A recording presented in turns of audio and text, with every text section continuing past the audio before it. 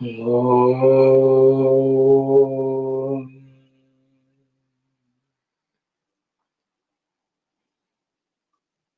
Om.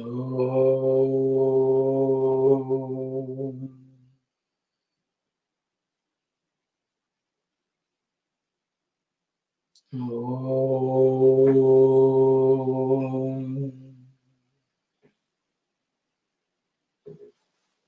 Saira. To start with, I would like to wish all of you a holy Ganesh Chaturthi as we celebrate the significant day of Ganesha. I guess the best way to celebrate Ganesh Chaturthi is to study Sandeha Nivarini, is what I feel. Because Ganesha was the first one to have had big doubt. He could not recognize Lord Shiva, his own father. And then the Lord took it upon himself to fix the problem. So he removed that head full of doubts and he bestowed on him jnanam, the knowledge of wisdom or the wisdom. So that is how he came to be prayed to, worshipped as the most supreme of lords. So just the way Lord Shiva removed the doubts from Ganesha and bestowed jnana, Sandeha Nivarini will remove our doubts in its own way and bestow jnanam. So I don't see any better way to celebrate Ganesha Chaturthi by reading Sandeha Nivarini. Just to recap what you were discussing last week, Swami has started giving us specific instructions of what we have to do in our life. He started with the foundation of love and he built it up with truth. And then that's what we have to instill in us.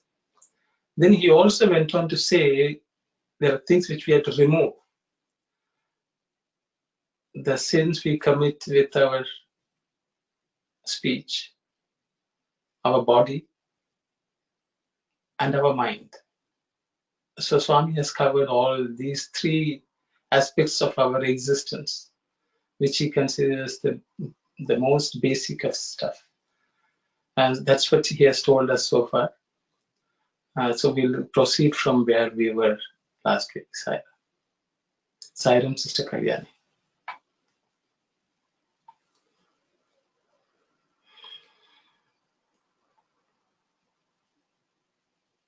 It is easy to conquer anger through love, attachment through reasoning, falsehood through truth, bad through good, and greed through charity. No reply should be given to the words of the wicked. Be at a great distance from them. That is for your good. Break off all relations with such people. 23. Seek the company of good men, even at the sacrifice of your honor and life. But be praying to God to bless you with the discrimination needed to distinguish between the good men and the bad. You must also endeavor with the intellect given to you. 24. Those who conquer states and earn fame in the world are hailed as heroes, no doubt. But those who have conquered the senses are heroes who must be acclaimed as the conquerors of the universal. Sairam. So Swami is giving us 5 solutions to 5 problems which plague us in this world. Anger, attachment, falsehood or untruth, bad, and greed. Swami gives utmost importance to removal of these 5, and he has given the solution as love, reasoning or discrimination, truth, and good, and charity. I guess the 5 values are embedded in this statement. Then Swami says we should keep away from bad company. He says break off all relations with them. It may seem very harsh to many people, but we could discuss this. Swami always says, Tyaja Durjana Samsargam. Always give up the company of bad people, wicked people. And then he goes on to say, cultivate good company with good people. And we should be praying to God. I think that by itself. And he says, whatever prayers we should address to God also. He wants us to have a good intellect to discriminate the bad from the good from the bad. Then he goes on to say is that any victory over this universe, this world, created world, is nothing. You may win land, you may have power over people, but he says people generally call them heroes. But he says one who has conquered senses is the real hero of the universe. So I would like to mention, that itself, all these are actual descriptions of Ganesha. He is considered Ganesha or Ganapati because he's supposed to have become the lord of all the senses. He has conquered them. Ganas also mean indriyas or senses. So it's so appropriate that on this day of Ganesha Chaturthi, we should read this, that we should conquer all the senses. Sai Ram, I will pause here, and anyone who would like to share your thoughts, please go ahead. Sai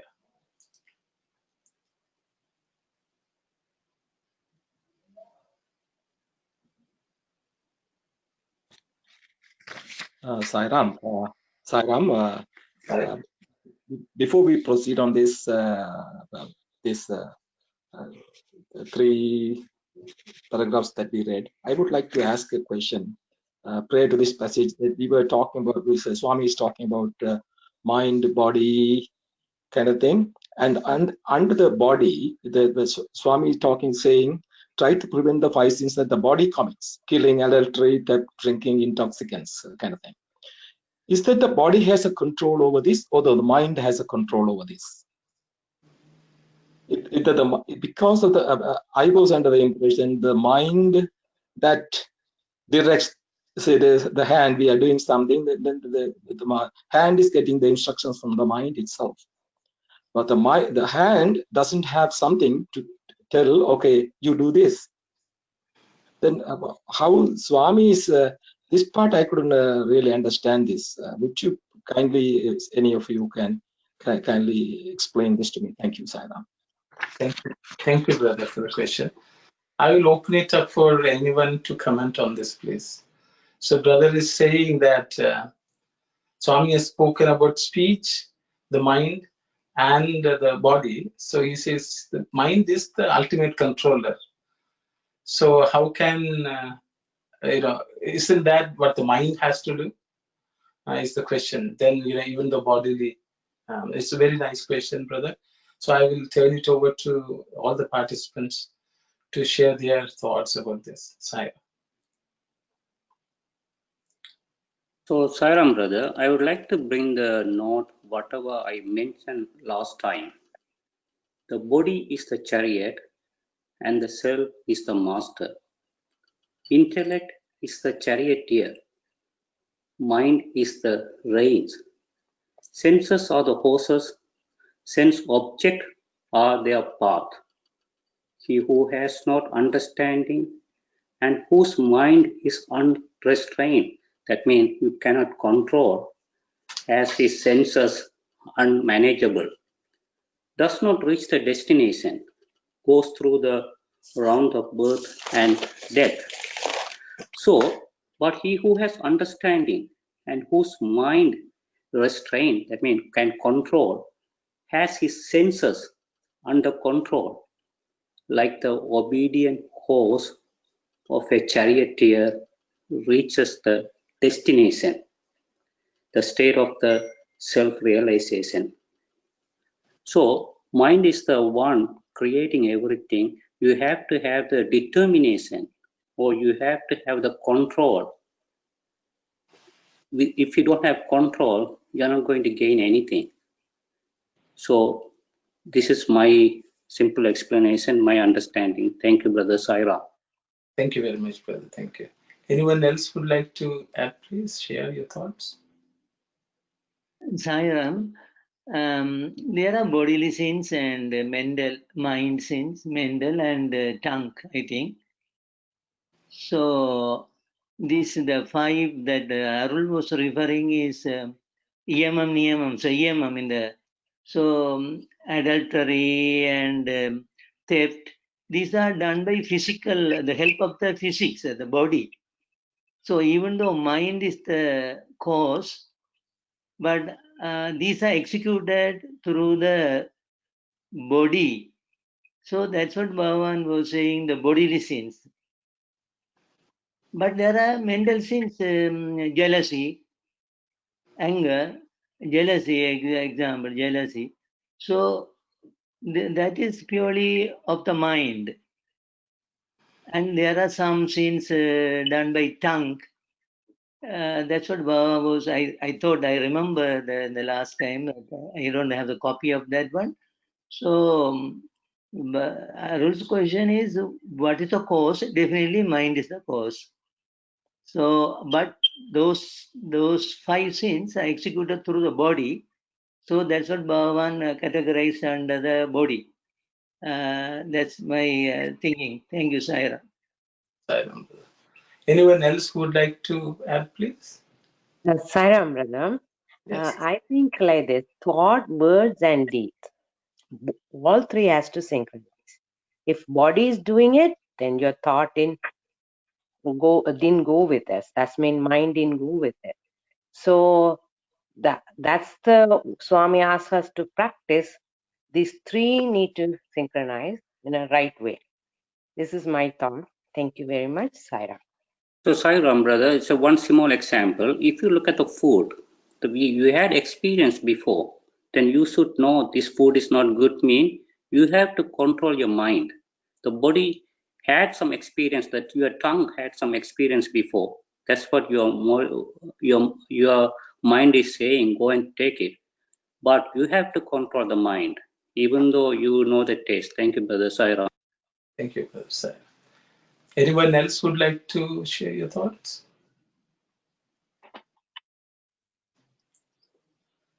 Okay, maybe I will make a try. I think, Brother Arul, you said the mind controls the speech and actions, but actually none of the three control anything.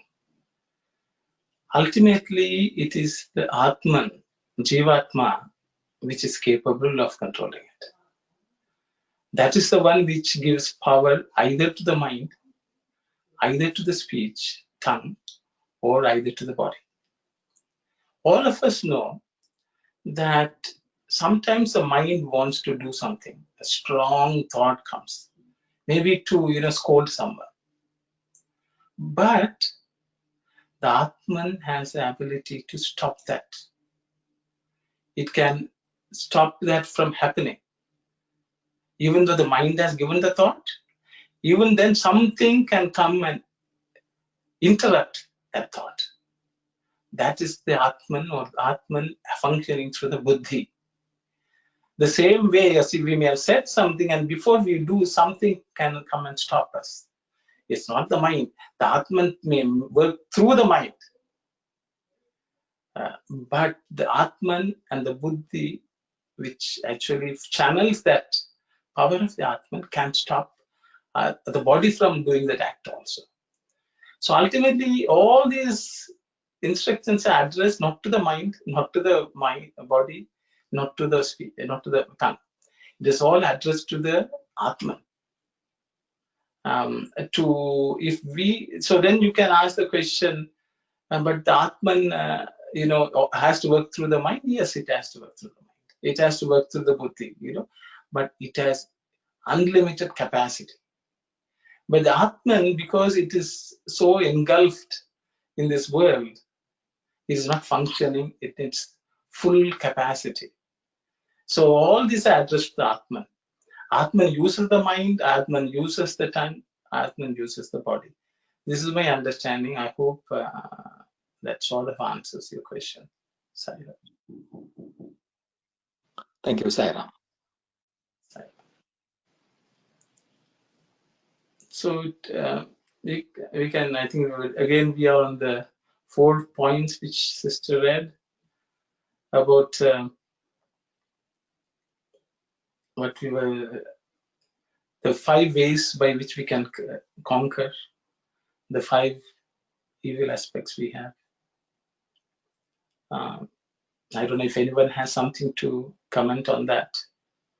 If all of us know, I think all of us knowing basically means, we sort of comprehend, and the English or the language seems to be making sense. But I think it's much more than that. What we have to do, we have to think about this. What we have here is a full lifetime of things which we can do. So that's that. And keep away from bad company. I think Swami has also spoken about it, but here he's emphatically saying, break off all relations with such people. One of the questions I think people may have in their mind, so I will try to address that as well, but others also can join in. Always when something like this is said, we always say, oh, we should not judge people. That's what Swami has said. Then how do we know that somebody is bad? Should we call somebody bad? And things like that. The reality is that we all think somebody is bad. We may not speak about it. The thought arises. But what exactly Swami is saying is, anyone who is in the way of your attaining the goal which you would attain should be kept away. Not out of hatred, not out of anger, but knowing very well that this will not serve the purpose for which I am striving. For example, if you're trying to do something very good, you have to take care that nothing or nobody who comes in the way of doing something that good. For example, a farmer may cultivate. He knows that weeds are not good for that cultivation. He knows that pests are not good for the cultivation. So he will keep a barrier. There are people who resort to different ways of getting rid of these things. But ultimately, however they go about it, one has to realize that we need to keep those away. And then Swami says, break off all relations. And people will say, how can we live in this world? We can't break off people. Everyone is bad to some extent. Yes. But Swami would say, you don't have to mix all the time. You don't have to mix. You don't have to keep on talking just because you have time. Think of God. You don't have to pick up the phone and talk to them. You don't have to go see them. We give some excuse or other even to do that. We don't want to hurt them or something like that. Sometimes it is better for their own good and for our own good. We don't speak to people, or you don't even think about that. So actually, that's what Swami is saying from my understanding. Then I think Swami says, once you remove that, how you should spend your time is the next one. You have to cultivate good company and do good things. Engage in the thought of God. And then the last one is completely conquer your senses. Swami would say, ahara vihara. Don't see anything bad. Don't hear anything bad. Don't eat anything bad. Don't taste anything bad. And so on. So I will stop at this point. I am talking. I spoke only because no one else is speaking or saying anything or asking any questions. I will stop. Sairam, I want to, it's a really nice explanation about these 4 paragraphs, and I have a little clarification on the paragraph 23. Swami has said that seek the company of good men, even at the sacrifice of your honor and life. normally, in my understanding, when we have the company of good men, it wouldn't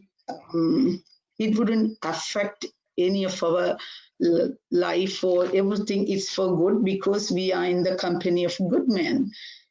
Why Swami has said that even at the sacrifice of your honor and life, maybe is the little example to elaborate on that part, even at the sacrifice of your honor and life, because my understanding, if we have a company of good men, always it would be for good and to the upliftment of the spiritual path. And why Swami has said that, the sacrifice of your honor and life. If anyone can give any little example of that particular part, I will appreciate that. Thank you, Saira. Thank you very much. Anyone who would like to comment on this, please go ahead. Saira, suppose there's a Supreme Court judge. He is spiritually inclined, and he sees a holy man, living in a very small hut. So he has to go and prostrate before him and try to learn and imbibe the whatever the saint or sage or the good man is trying to impart.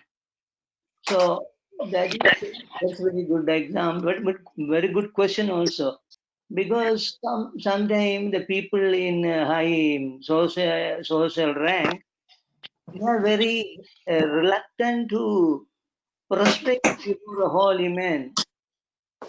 But if we want to get good benefit for spiritual uplift, we have to sacrifice this honor, even doctor, engineer, anyway. So in the same way, even life, for example, in the say the holy man is living in a hut, and some rowdy, some people are trying to harass him or hurt him. They don't like that in these people, so they might stone at this hut. So in that case, we have to defend, sacrifice our life, say defend the good people for our sake and the humanity's sake. So it is that what is for me it looks like very, very important quote also, number 23, because one aspect is avoiding the bad company, but if that is one way, but at the same time, if we can seek the company of the good men, so much good things will accrue for a spiritual aspirant. So that is my small understanding, and others can correct it. Thank you, Sahil.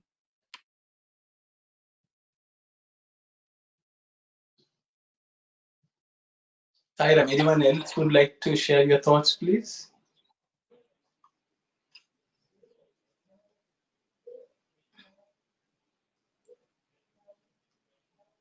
I think Sister Kalyani has typed, actually, if you have spoken, Sister. Sister Kalyani has said, Vibhishana may be a good example if someone can speak about, or Radha, someone can speak about. I think anyone who would like to talk about these two examples of devotees. I guess in the absence of anyone means please interrupt, I will speak. So the thing is, I think, we always look for, very extreme cases and talk about it. But I think very, very simple things also matter. Sister Kalyani has already spoken about Vibhishana leaving his brother and going to Rama when something was bad. Cutting off all relations. Great example. And so is Radha. Radha was also criticized by everyone during her time, but she was the greatest devotee. There are two other examples which come to my mind. One I would say is Prahlada. Prahlada his life itself was at stake. His own father was trying to kill him, but he always wanted to think of the Lord. He didn't shy away from even teaching his own fellow students to sing the name of the Lord, because he wanted to exist in that name of Lord along with his. So the father was trying to eliminate him only because he was becoming a headache and he was spreading bhakti. But he was not worried that he's going to be killed. So he's the greatest example, in my view, of someone who was willing to tread the path of God. If he was just by silent and chanting the name of the Lord, the father would have left him alone. But he was not. He was spreading devotion. Now, so I would say he was ready to sacrifice his life. He was not afraid of losing his life. There are many other examples. I am just giving one example. This, in terms of honor, I think Meera may be one of the best, and she's quite recent in origin. Because she was thrown out of the palace because she was singing along with the sadhus on the streets, and her husband disowned. She became a beggar. She was on the streets, but she didn't care. So her honor was at stake. Everyone thought this woman is with everyone, but she was not worried because she was thinking of singing the name of the Lord on the streets.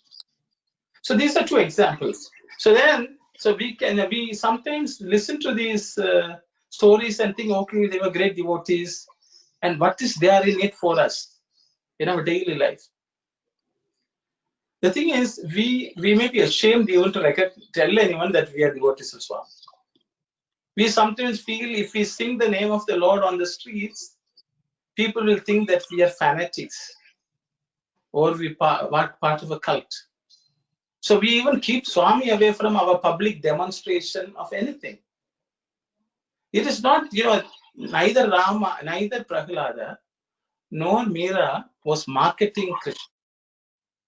They were just thinking of singing his name. They were not spreading, everyone to pray to the Lord. They just practiced what they felt was fine. And they also have utmost faith that the name of the Lord will remove all the problems in this world. So that itself is an honor. You're giving up the honor. People can say anything to anyone. For example, if I say I want to sing the name of the Lord, if people can say anything, whether it is outsiders or within the organization or with anyone in the center, if we stand by that firmly, people can call us names. People can say this, this person should be, destroyed. We should not fear. We, in our own small way, can practice that conviction. That is why Swami is saying this. Otherwise, why should Swami should even write? How faithful are we? How much do we understand the name of the Lord and the good company? For example, Swami says, if people ask when somebody is going to India to Puttaparthi, if people ask, they say we are going on a vacation. Many people are ashamed to say that they are going to Puttaparthi. Swami, in one of the discourses, he says, because they think others will think something. As long as we think others will think something, we are worried about our own honor. The ineffectiveness, we also may think that it is ineffective to mention the name of the Lord to anyone. So these are small ways we can practice. If we are shy of our own faith and love for the Lord, then that's a big problem. And I think that's what Swami is saying. Swami used to say that people, Nagar Sankirtan, when Swami instituted, many people were ashamed to walk on the streets singing the name. Okay, he said, you are not ashamed to do all the bad things in this world, but for this you are feeling ashamed. So, these are things which we can, I'm just giving some examples, but, there may be others who may have other thoughts and ideas. Please share, please. Sai Ram, it's a really good example. It really touched my mind. What we should be doing in the future, and why shouldn't be shame or anything to be straight up, to the world. Thank you, Sai Ram. Lovely. Sairam, brother. The point number 22 also, I think we wanted to touch a little more on that in order for us to have a more understanding. See, the no reply should be given mean sometimes you are breaking away from your duty. So where that going to stand, that also is a question. And when we don't give answer to a person when we supposed to give, then you are not only you're failing the duty, you are not giving an opportunity for the other person to transform, to look at the right point of view. So this is not a just in word and say everyone, these people is not good kind of. If you leave that person and go, also is not a right kind. So there are so many things involved with that sentence. It's easy to say, but in really it's going to be hard in your life or in your daily work. This is something like everyone has to understand that part. Just it's easy to say, oh, that person is not good. That's also judgment again. So there are like a few points I think we all have to keep in mind. What is when we can do that kind of, that's we can, I think we can discuss a little more to understand, to be clear. And I also would like to know too. Thank you, Sairam. Sairam, sister. I will open it up for you. I can tend to speak too much, I guess. Others can share your thoughts. Everyone here. I think these are challenges which we all face. How do we reconcile what we think is our duty and how to keep away from people? I think it's a very valid question because it has practical implications. So I will open it up for a more vigorous discussion among all the participants. Saira. Saira, last time I branded this wicket to a very strong people like drunkards, thieves, because I know because this could be a problem for devotees like us. That's why I say categorically I put it wicked means the well-known wicked people. But day-to-day life in our society, who are we to find out, oh, this person is bad, or this person is telling lies, this person is backbiting. Who am I to judge a person like that in our day-to-day life? So it is, if we are pointing out, then without finding our own faults, and we are putting, though this person is bad, it is not acceptable. I must be 100% pure before I point out and brand somebody, oh, he is bad. So in our society, in our Sai circle at least, we cannot find a wicked person. So that is, we are devotees. We are devotees or whatever it is, we are followers. Okay. So so this should be, this sentence should be viewed very from the very correct angle. So as Sister Aruna said, we cannot simply shut our mouth and go. But we don't know. Our circle are all good because I am good, so others are good. So this is what I would like to say. I would like to. My opinion is this. Thank you, Saira. So Saira brother, my opinion is everyone need the peace. So that for the peace, you need the association. Suppose any spiritual place, if somebody is talking about ill of others, you should not stay there. You have to move from that place. So in order to achieve the peace, So sometimes if you look at the animals, if you take a tiger, you can see the power on the eye, what is going to do. But the human, you cannot see everything hidden inside the heart. They talk very nicely, softly. It's very difficult to identify.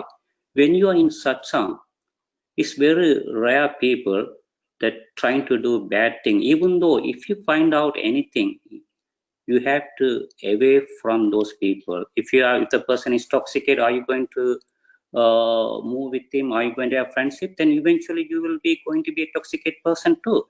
So association very important. This is my simple explanation. Thank you, Sairam brother. Thank you very much, brother. Sairam, Anyone? Yes. Sairam, Sister Aruna's question, as Brother Aruna indicated, it's a really practical, very valid question. Say, for an example, wicked, cannot be intoxicated, or, the drug addicted, or, the whatever the really obvious bad thing people. Some wickedness, it's come with the mind, and say, for an example, I'm a president of the Sai Center. Someone asked, Anandi, come over. I would like to talk to you. So, a particular, the issue or problem, I know this person is, the against the Swami's teaching and everything, but as a president of the Sai Center, I have a duty to reply to that person. Can I say that, I don't want to give you a reply.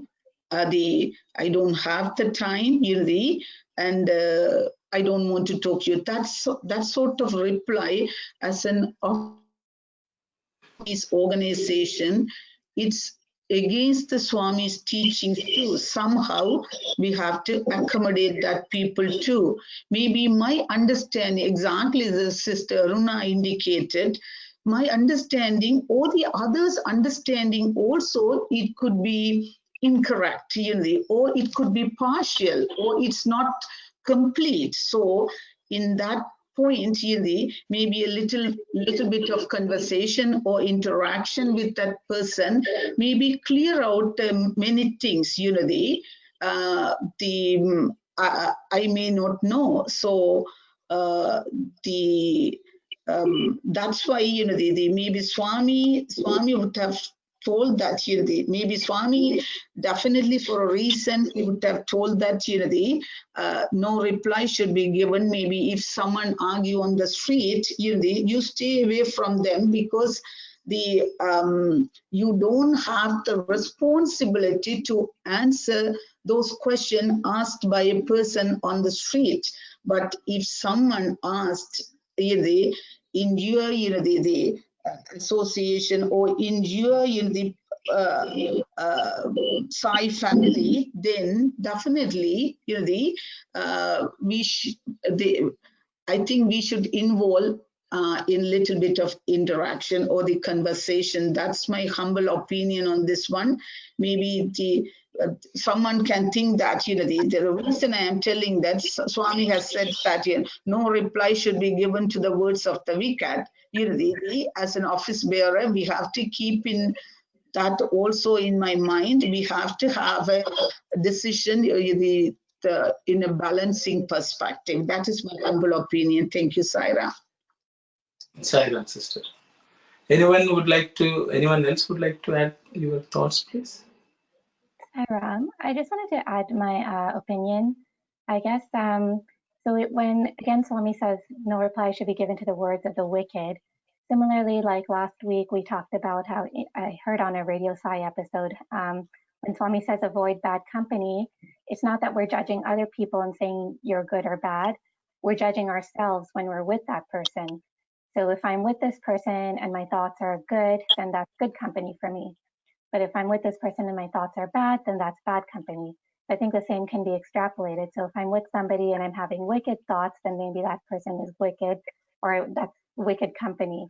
So I don't need to judge that person whether what they're doing is good or bad or wicked. So I think in our personal life, if we don't have any role or responsibility at the center, and we're around somebody, and that that person triggers some negative thoughts in us, then we can keep our distance. We don't have to associate with that person. But I think if you do have a responsibility or a duty to perform, then I think you do have to do that duty. Like if I work at a clinic and our job is to serve anyone who comes into that clinic, if someone has bad habits or somebody maybe quote unquote wicked, I can't just say, no, I'm not going to serve you, because it's my duty to serve that person.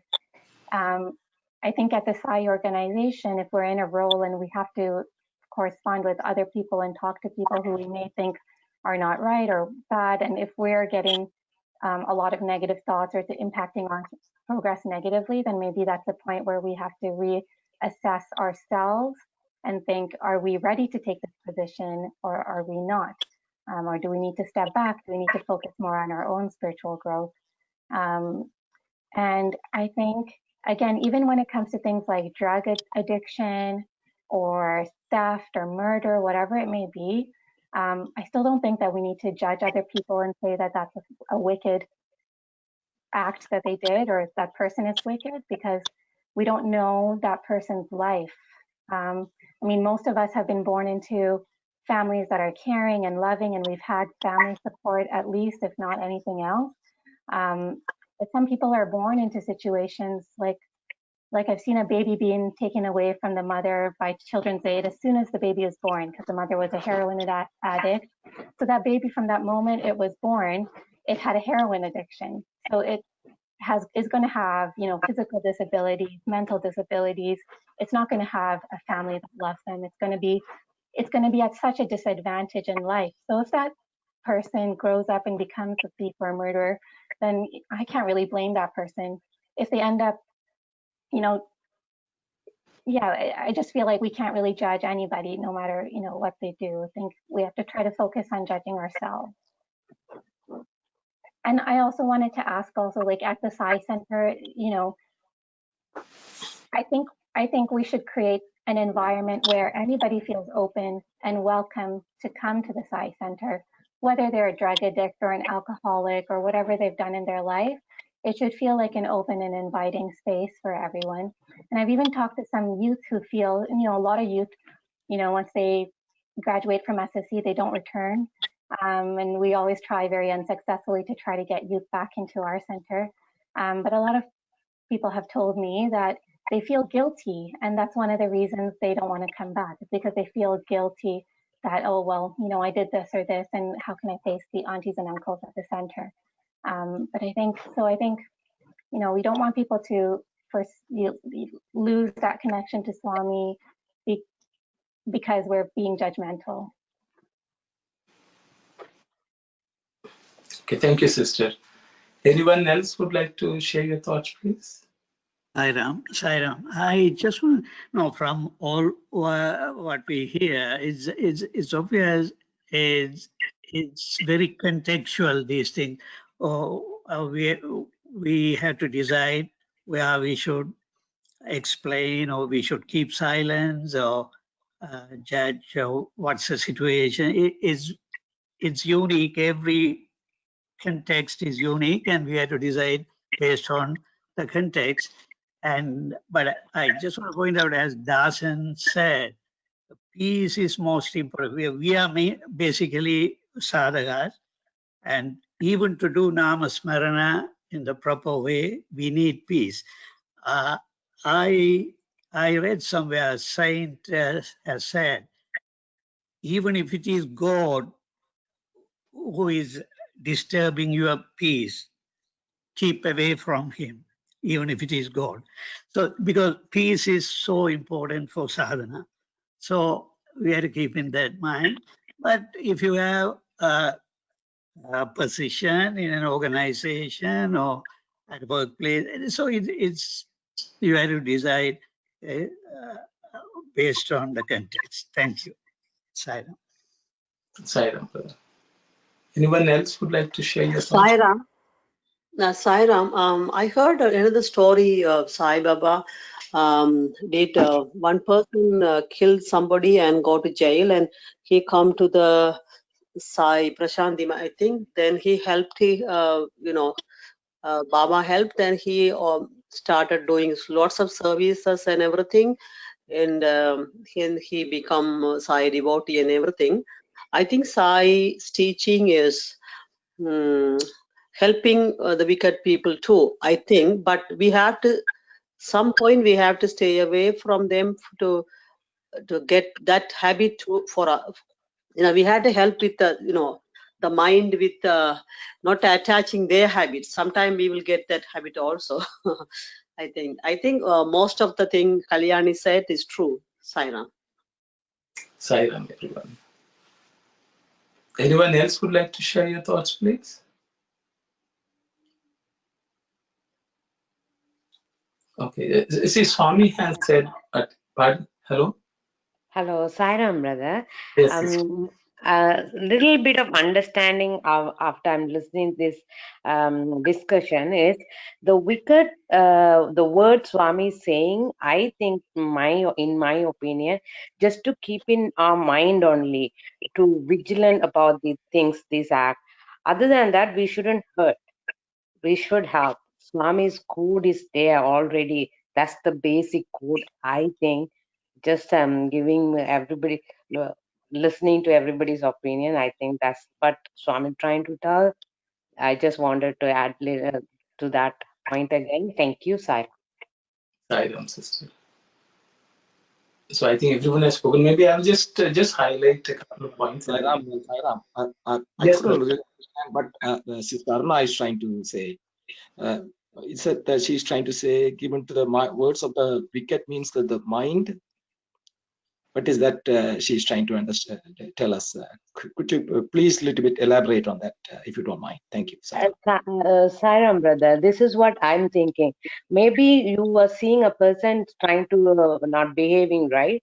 That you had to keep in mind, in your mind only. We shouldn't tell, oh, this person is bigger. You shouldn't be judgmental at that point and say, oh, I cannot help, I run away. Okay. No, you have to, the basic idea is, I think, that to keep in mind and see where we can help that person.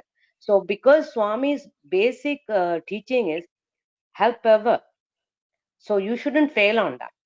So that's what I'm trying to tell after discussion of this thing only. I'm thinking like this. So I wanted to tell everybody's opinion. Thank you for everybody's discussion too. So I hope, brother, this is my my view is clear to you. That's thank you, Sairam. Sairam, sister. I think all of us face this situation day in and day out, and we make our own choices. That's for us, so that we are at peace. That's the way I think everyone does, whatever they are doing. So for each of us can decide what they have to do, how they have to go about. I think Swami allows us to interpret it in our own way. But ultimately, we should realize, are we progressing? How far are we progressing? How fast are we progressing? This is very important. I think originally the sister started the question with, if will we be shirking our duty if we keep away from people? I think that was one of the things which she asked. But I think there are many other topics which were touched. I will just talk about 3-4 examples, and then we will move on. People can ask, Meera left her home. Did she neglect her duty as wife? Anyone can ask this question. Wasn't she married to Rana, the king? Wasn't her job to be the queen? Okay. So this was a problem which plagued even Meera. She wrote to her guru. Supposed to have written to Tulsidas to ask his guidance. And apparently he had said, if anyone in this world comes between you and God, you can discard them. So she left home. We can take the story of Bharata. Bharata, Matru Deva Bhava means everyone says mother is God.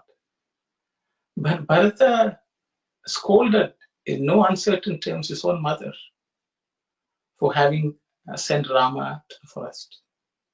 So the thing is that at some point we should know what we are saying, how we are saying. Because sometimes we say we have to speak sweetly and all that. Even to deserve sweet speech, the other person has to receive something, and you can try speaking sweetly, or in some cases people have spoken harshly also. Vibhishana spoke harshly to his brother and left. Because I think people try Sama, Dana, Danda, Veda. There are 4 techniques which you can use. Swami has spoken about that also. You can speak Sama, which is very pleasant. Dana, you can be a bit more charitable. Then you have to Danda, which is punished, which can be a bit harsh. Then he will say Vedam, leave their company. Do not be even associating. So these are 4 stages in whatever we have to do. So sometimes in the thinking that we are trying to follow one thing, we may be committing much more bad things. I will give the example of Dharmaraja. Dharmaraja was invited by Duryodhana for a game of dice. He thought it was his duty, as a Kshatriya duty, when someone calls, he has to go. And of course, he felt they are my cousins anyway, and they are my people, so I should not neglect. So he went. And because of that decision, what followed was very bad for the next 15, 16 years for everyone, including all the Pandavas, even the people of that country and all that. Even the Mahabharata war took place because of that. So the thing is, just one act of going for a party thrown by Duryodhana, his cousin, Dharmaraja. You see, these are stories which we read and we think it's a story, oh, it's so nice, something, we go on. But we should realize even one interaction with his cousin caused this. So it is for each of us to decide what we want out of life, what we want to do, because there are always prices to pay in this life for spiritual progress. And so we can fool ourselves, but it's up to us. Then again, this question of judgment comes. Can we call a person bad? Swami gives a nice example. I know Sister Kalyan spoke about, somebody saying, no, the company doesn't matter, but what we do in the company matters. Swami in one of his, I think in Gita Vahini, I think chapter 24 or 25, somewhere he's talking about these things, company, satsangam and all that. There he says, fire is capable of burning, but fire may be in one place, okay? But the thing is, red hot, fire infused ball of metal ball will do much more harm because it will spread it everywhere.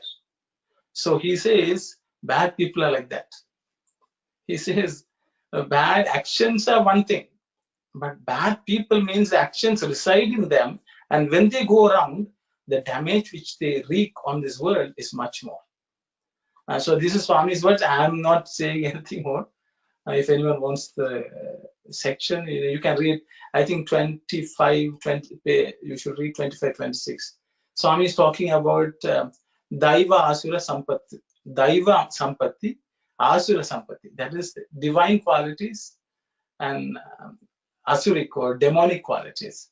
What are these? What do they do to us? How should we keep away?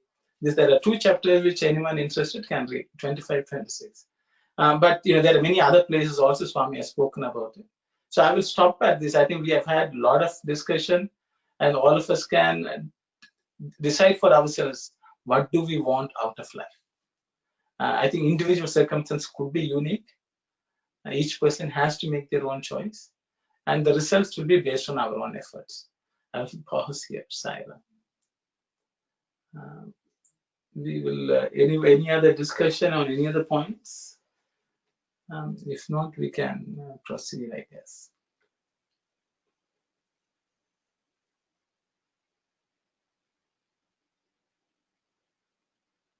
Sai Ram, there's also another story in the Ramayana, like the association of Mandara with Kaikeyi. She was a wicked person. That's she was. So when we associate with such people, we can be easily polluted. Our mind could be easily polluted because Kaikeyi is she was a queen and well respected, and she had studied scriptures and many things. But because of this bad company, which can easily influence, because if you look at them, rather than the good qualities, the bad qualities can easily influence us and drag us out of our spiritual progress. So we have to be very, very watchful of those company. That it is not that we are judging people, because if you go to a store and there are so many items in that place, or even a particular item you want to pick it up, but you choose whatever you want it. The rest of them you don't care about it. So always look for the best, always look for the good and take it. Otherwise, just simply leave it. We don't want them. So that's the sort of a practice. If we adapt, I think it could be more useful in our spiritual progress. Thank you, Sarah. Thank you very much, brother. Very excellent example and excellent explanation. Yes, Kaikeyi, the Mandara was her maid from her childhood. She came with her from the country. So Kaikeyi had a lot of regard for Mandara because she looked after from her childhood, and she came and lived with her. But she was also, Kaikeyi was also so fond of Rama. Swami says she was more loving towards Rama than even Kaushalya herself. She spent a lot of time with Rama. But the same Kaikeyi, with one little influence by Manthara, who actually looked after like a mother more or less, dragged her down in her life. Very, very excellent example. Unless we are watchful, we can all get dragged into something. Very, very well put. And I think one thing we should again re-emphasize is, as brother said, just the way we go to a store and pick up only what is good and discard the rest. That's the way we should discard the wicked. We should not discard them out of anger, out of hatred. No. Then that is, again, our mind is polluted by those qualities. We should discard them thinking that they do not serve the best purpose for our life. Which is called anapeksha. You be detached from them. If you carry their thoughts in our head and think, oh, they are bad people, then we are carrying those people with us. We should not even think about it. Not because we hate them or we are angry with them.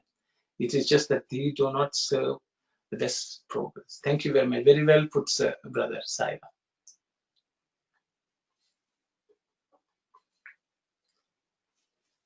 We will go on. Sai Ram, Sister Kalyani, please.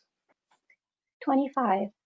Whatever acts a good or bad man may do, the fruits thereof follow him and will never stop pursuing him. 26. Greed yields only sorrow. Contentment is best. There is no happiness greater than contentment. 27. The mischief-mongering tendency should be plucked out by the roots and thrown off. If allowed to exist, it will undermine life itself. 28. Bear with fortitude both loss and grief. Try and search for plans to achieve joy and gain. 29. When you are invaded by anger, practice silence or remember the name of the Lord. Do not remind yourself of things which will inflame the anger more.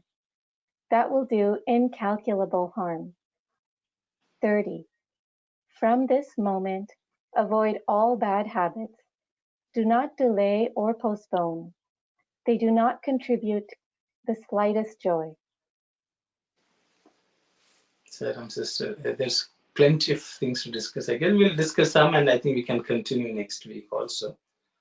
So Swami starts with, whatever acts a good man may do, the fruits thereof follow him and will never stop pursuing him. I think the Sanatana Dharma, Swami says there are three things which underline the Sanatana Dharma. One is karma. and the fruits of karma which pursue us. And the second one is we are Atman. We are not really attached by, we are not of this world. The third thing is that the concept of reincarnation, that our life's journey of this Atman happens over many periods of lifetimes. I was reminded of the story or some example which Sister Kalyani stated about a heroin addicted mother's child was born as a heroin addict. It does not happen by accident. I think the other religions may not have an explanation for that, and they may blame the mother.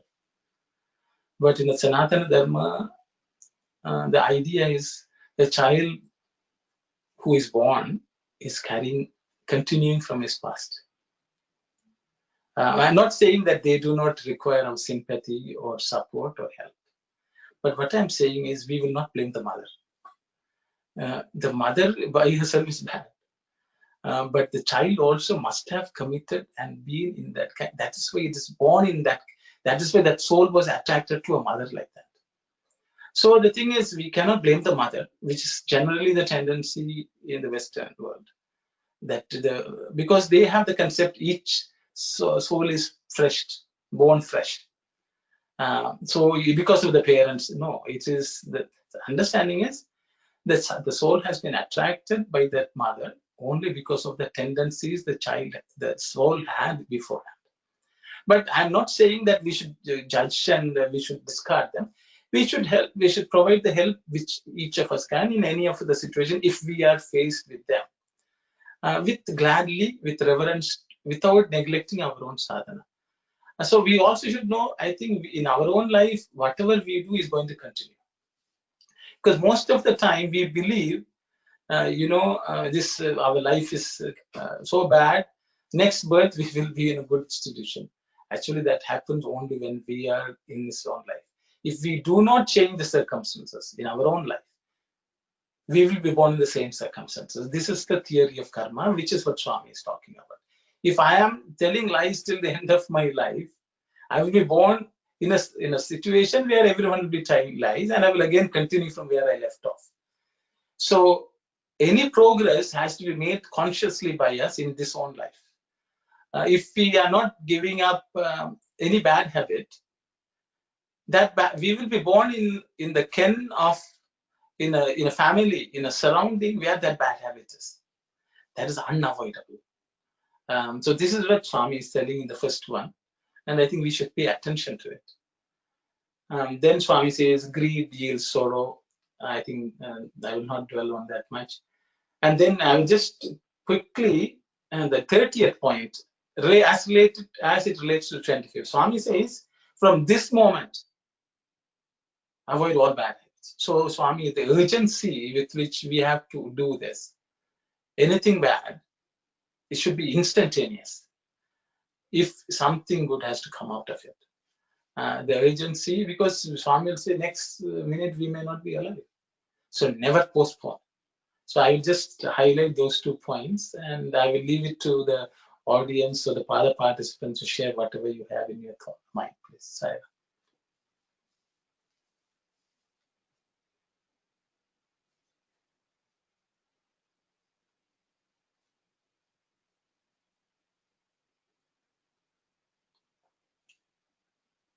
Sai Ram, I have a question on the point number 25.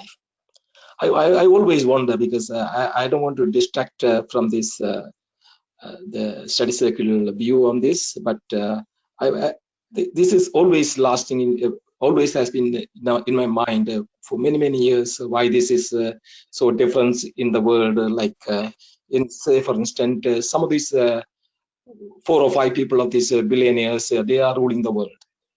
Have they done so much merits than the people who are in Somalia, sort of things? It bothers me really.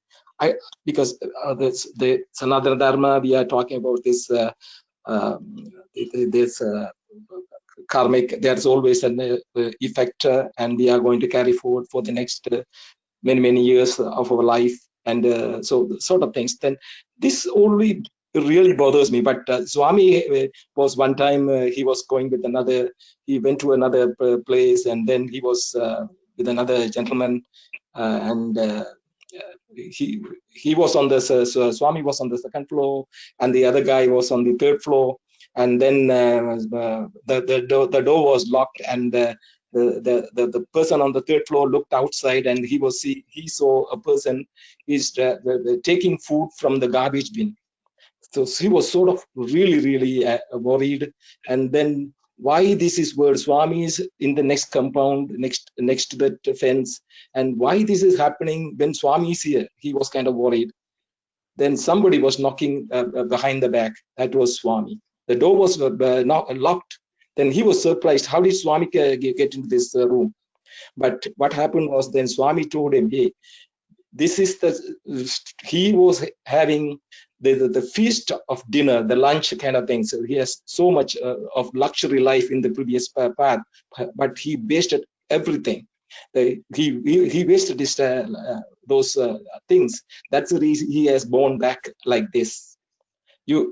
But I understand those part, but I'm still struggling to understand why certain people having a control of the wealth of the world, and the rest of the people are really suffering in other countries, and only we can do so much. But how that's sort of a Swami's explanation on this concept? Kindly explain that to me. Thank you, Saira. Thank you very much, brother. Anyone else would like to comment on this, please? I think before anyone comments, I don't know, some of you may have heard this anecdote. I think there's some details left out, so I will just highlight them. The person who was thinking like that is Swami Karunyananda, who lived up more than 100 years. So he was much older than Swami, but he came to Swami and served him for a long time. He used to run orphanage himself, and for destitute women also he ran a home. This is Swami Karunyananda. He was always troubled by that, and he served such people. But I think he realized, so he was in Mumbai, Bombay, Dharmakshetra, and Swami appeared inside the locked room and tapped on his shoulder when he was looking out and looking at the children who were scavenging from the garbage dump. So he had this question, "Oh Lord, if you are compassionate, why don't you provide them?" So I think that's what Brother Arul referred to. And he asked about these billionaires who are ruling the world. The reality is, we think that they are ruling the world because we watch news. Because somebody thinks that they are the ones who are doing it. Even the President of the United States is actually powerless. There's so many things. He's also just like you and me. They really don't have power. Just because someone has money in the bank doesn't make them powerful, actually. Maybe in a worldly sense, they are powerful and they can do things. But in the spiritual field, none of this is called merit. None of this has any value. So the thing is, if we give value to money, then money will rule us. If we give value to power, then power will rule us. The real merit, the real wealth that we all possess is love for God. Then you can ask the question, how some people have love for God, some people don't have. That is because they worked on it. Okay, so the wealth of the world you may have in one lifetime, it may be gone in the next lifetime, which is what Brother Arul has already said. If the billionaires who are ruling the world and harming the world die, they're definitely bound to be born to bear the fruits of that action. Okay, because the fruits will be bitter. That itself is already Brother Arul has talked about. But spiritual wealth is not like that. You accumulate and accumulate and accumulate. You'll always come along with the same strength, same quality, without ever being diminished. That's what Swami calls Daivi Sampatti, the wealth of divinity. It will come life after life and it will never diminish.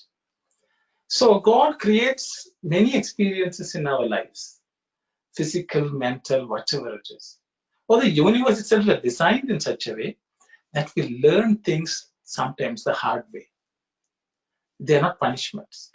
You learn things from the hard way. That way, you spiritually progress. So that's the way the world is designed. So people ask this question: Sai Baba is God, means why are people going hungry? If God is there, He does not want anyone to have spiritual hunger, and that's all He feeds. Swami came to feed only the spiritual hunger. Of course, he told us to do Narayana Seva. If people are hungry, you share, because whoever accumulates money to eat for themselves should share it with others. Why he says that is so that we will never be without food in our next life. But that relates to the world. So I would not consider that these billionaires are ruling the world, are causing harm. It is not they may intend to do something, and it may seem that they are doing that, but that is all related to the world, which comes and goes. One life they can be in a luxurious life, in the next life they could be. That is the example Brother Arul has already pointed out. But nothing like that in the spiritual field, people who are trying to accumulate spiritual wealth. And this is my understanding, so I will stop here. If anyone else would like to add, please go ahead. Sairam, I would as a follow-up to all Brother Aruna said, I would like to say that first, how much, it all depends how much, though we talk about these concepts, how much we really believe in rebirth and reincarnation, karma and all that. It all depends on that, because this worldly, this thing is so impermanent. So as Brother Arul said,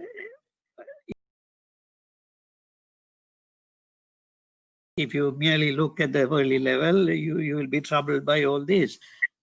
But if you really believe there is only a temporary this thing, and we have our life is keep going as is a cycle of birth and death, and if you and karma and all that, then if you how much we believe in, how much strong our belief in that, it depends.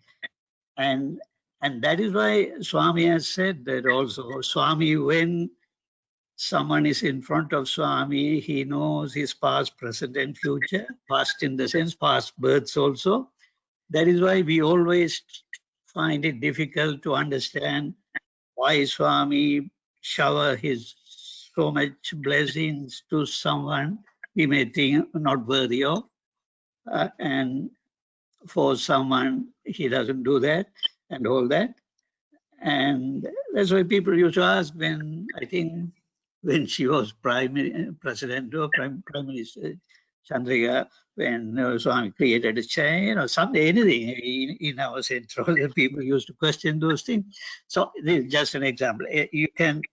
We never understand Swami because of this. So it's as Brother Aruna said, if we have a firm belief, firm understanding and faith in that, I think these things won't trouble us. Silent. Brother. Anyone else would like to share your thoughts, please?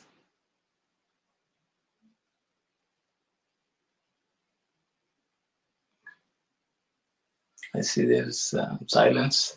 I think it's 10:15. I think if no one else has something to add, we can close. We have Brother, can I ask you only one thing to clarify? What is this mischief mongering means? What is that Swami trying to tell with that word only? Then we can think about that and come next week. So mischief mongering is anyone who plots in silence and executes. It can be telltales, people talking about other people, creating trouble through our speech, our actions, and our intentions. I think that's what Swami relates to. So we can discuss this further. Because sometimes people may talk where Swami says there are people who talk so sweetly, but it's actually poison which is oozing out. So that means people can cover it up with anything. But you may be working very insidiously to cause harm, create trouble. So that's what Swami means by mischief mongering.